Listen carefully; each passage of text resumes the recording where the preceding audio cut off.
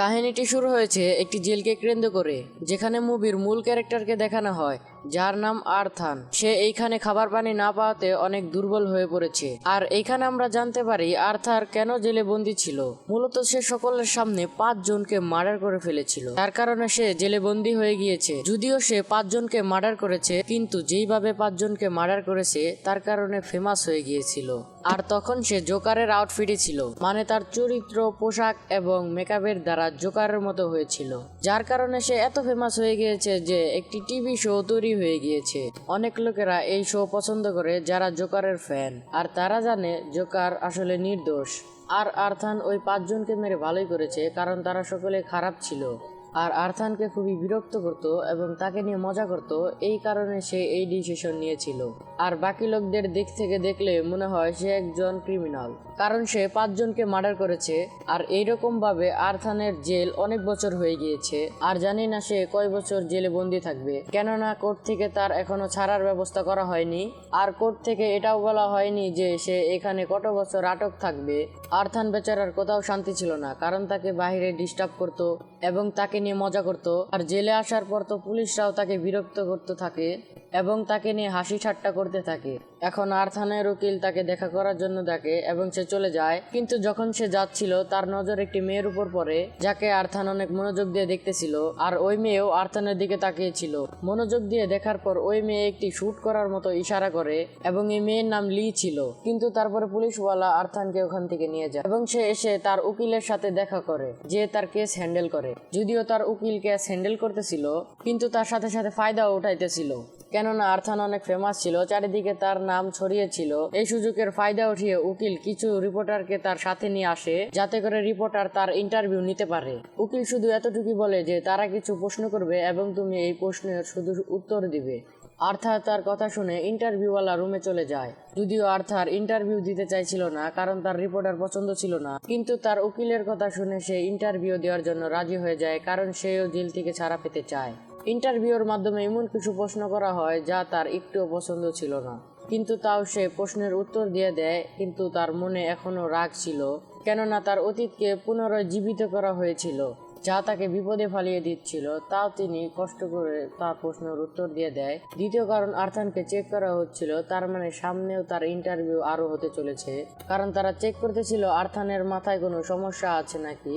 কিছু মানুষ এটাও বলে আর্থান পাগল। আর্থানের পাগলের কারণেই সে 5 জন লোককে হত্যা করেছে, এই কারণে ইন্টারভিউর মাধ্যমে তার অবস্থা চেক করতেছিল। ইন্টারভিউ শেষ হওয়ার পর যখন আর্থানকে জেলে নিয়ে আসে, তখন একটি পুলিশ অফিসার তাকে মিউজিক রুমে নিয়ে যায়, যেখানে সবাই নিজের মন মতো মিউজিক বাজাইতেছিল।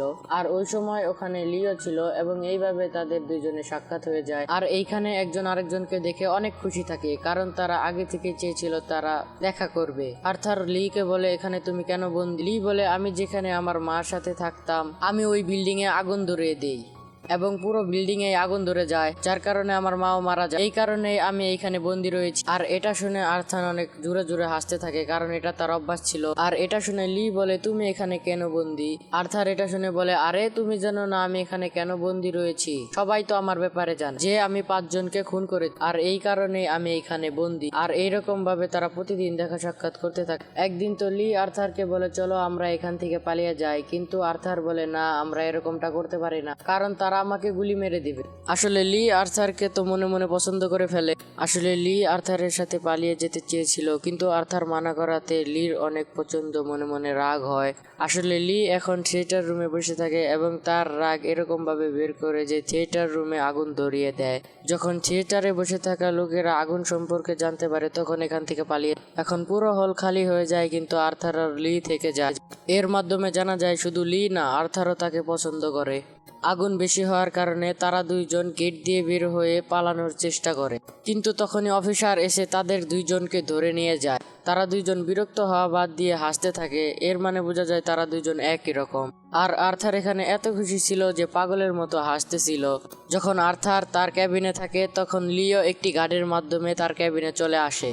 তারপরে তারা আবার একই সাথে টাইম কাটায় আর লি বলে তোমাকে আমি জোকারের মতো দেখতে চাই এবং লির সাথে মেকআপ বক্স নিয়ে আসে আর আর্থারকে মেকআপ দিয়ে জোকারের মতো বানিয়ে দেয়। এরপরে তারা দুজন একসাথে থাকে। পরের দিন আর্থারের উকিল আসে এবং আর্থারের ইন্টারভিউ নেওয়ার জন্য ভালো ভালো রিপোর্টার তার সাথে নিয়ে আসে, যাতে করে আর্থারের মেন্টালিটি ঠিক হয়েছে কিনা চেক করতে পারে। এখন আর্থার তার অতীত সম্পর্কে কথা বলতে চায় না, কারণ সে ডিস্টার্ব হয়ে যেত। আর এই রিপোর্টার তো বারবার তার অতীত নিয়ে কথা বলতে থাকে। আর্থার তার মাকে খুন করেছিল এই সম্পর্কে তাকে জিজ্ঞাসা করতেছিল। আর এটা শুনে আর্থার অনেক রেগে যায় রিপোর্টারের উপর। যদিও সে এর আগে চুপ করে বসেছিল। লির সাজা সম্পূর্ণ হয়ে যায় আর এইদিকে বসে বসে লি আর্থারের ইন্টারভিউ দেখতে থাকে। আর এই ইন্টারভিউর পরে আর্থারের কোর্টে যেতে হবে, এই জন্য আর্থার কোর্টে যেতেছিল। আর রাস্তায় তো আর্থারের ফ্যান ফলোয়াররা আর্থারের নাম জোরে জোরে ডাকতে থাকে। আর্থারের ফ্যান ফলোয়াররা আর্থারকে সাপোর্ট করতেছিল যেন আর্থার তাড়াতাড়ি কোর্ট থেকে ছাড়া পেয়ে যায়। আর্থারও মুক্ত জীবন চায়, কারণ আর্থার যাদেরকে মেরেছিল তারা এর উপযুক্তই ছিল।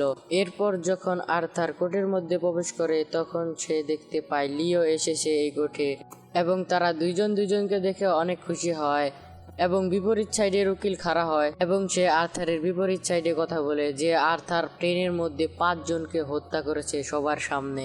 এরপরে আর্থারের উকিল খাড়া হয় এবং তার সম্পর্কে বলতে থাকে। সে বলতে থাকে আর্থার ছোট থেকেই বড় হয়েছে একটি বন্ধ রুমে বন্দি হয়ে। প্রথমে তো আর্থার তাদেরকে কিছু বলেনি, কিন্তু তারাই এসে আর্থারকে বিরক্ত করতে থাকে। ওই বেচারা কি করবে, সেই জন্য আর্থার তাদেরকে মারে, কারণ আর্থারের মন বাচ্চাদের মতো আর আর্থারের যা মনে হয় তাই করে। আর এরপরে বিপরীত সাইডের উকিল খাড়া হয়ে বলে যে যেটাই করেছে সে তো খুনই করেছে, সে অপরাধ করেছে, তাকে শাস্তি পেতেই হবে। আর এই কথা শুনে জজ তার মুক্তির তারিখ আবারও এগিয়ে দেয়।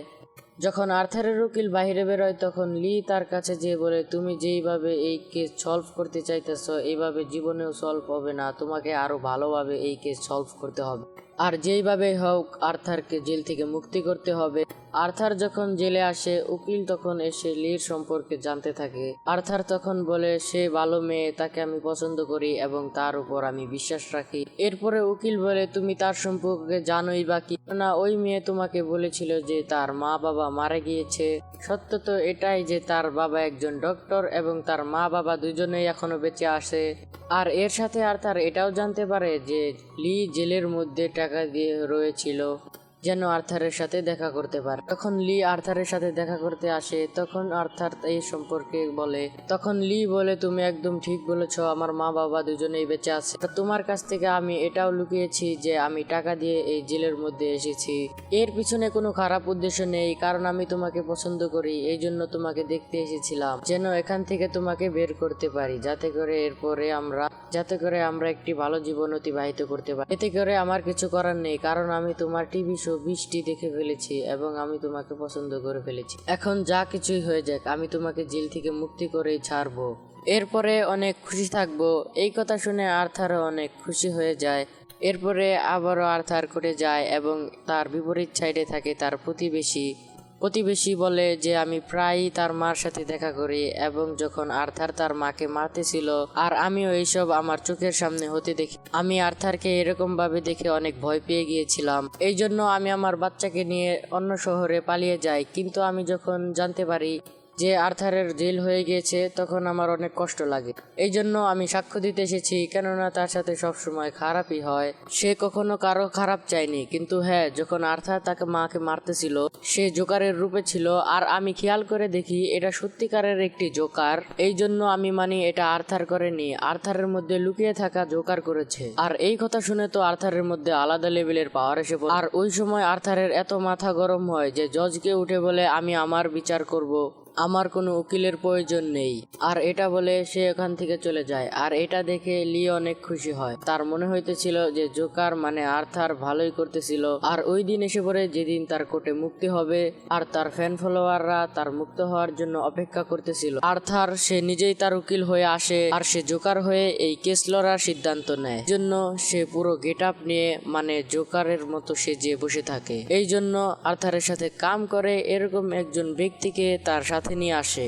আর জোকার তাকে ভালোভাবেই চিনে, আর সেও তাকে বলতে পারতো আর্থার কিরকম টাইপের মানুষ, আর আর্থার জোকারের মতো হলে তার চরিত্র কিরকম হয়ে যায়। সে বলে, জোকার যখন ট্রেনের মধ্যে 5জন লোককে হত্যা করে তা আমি নিজের চোখে দেখেছি, কারণ আমরা দুইজন একসাথে ট্রেনের মধ্যে বসেছিলাম। আর তার কথা শুনে আর্থার জোকার খাড়া হয়, আর সে বলে, আচ্ছা এটা বলো, আমি যখন হত্যা করতেছিলাম তুমি তখন কাকে দেখেছো? আর সেও তখন তার প্রতিবেশীর মতো কথা বলে যে আমি তার মধ্যে থাকা জোকারকে দেখেছি যে তাদেরকে হত্যা করতেছিল। আর তার এই সাক্ষ্য শুনে আর্থারের একেবারে মাথা গরম হয়ে যায়, আর সে পুলিশদের সম্পর্কে উল্টাপাল্টা কথা বলতে থাকে। আর্থার বলে যে পুলিশদের সত্য মিথ্যা কিছুই জানতে হয় না, তারা যা পায় তাই নিয়ে যায়, আর আসামিদের শুধুই শাস্তি দেয়। আর ওই দিন যদি ঠিক টাইমে পুলিশ থাকতো তাহলে জানতে পারতো যে ওই ভুল কার, আর আমি ওই খুনটা করতাম না। আর সে সমস্ত দোষ পুলিশদের উপরে দিচ্ছিল। আর সে এটা বলে যে আজকের জন্য এতটুকুই, আর মুক্তি পাওয়ার ডেটকে আবারও আগে বাড়িয়ে দেয়। কিন্তু যখন আর্থার বেচারাকে জেলে বন্দি করে দেওয়া হয় তখন পুলিশ তাকে শাস্তি দেওয়ার জন্য নিয়ে যায়, কারণ সে পুলিশদের সম্পর্কে বাজে মন্তব্য দিয়েছিল, আর তাই তার উপর সবার রাগ ছিল।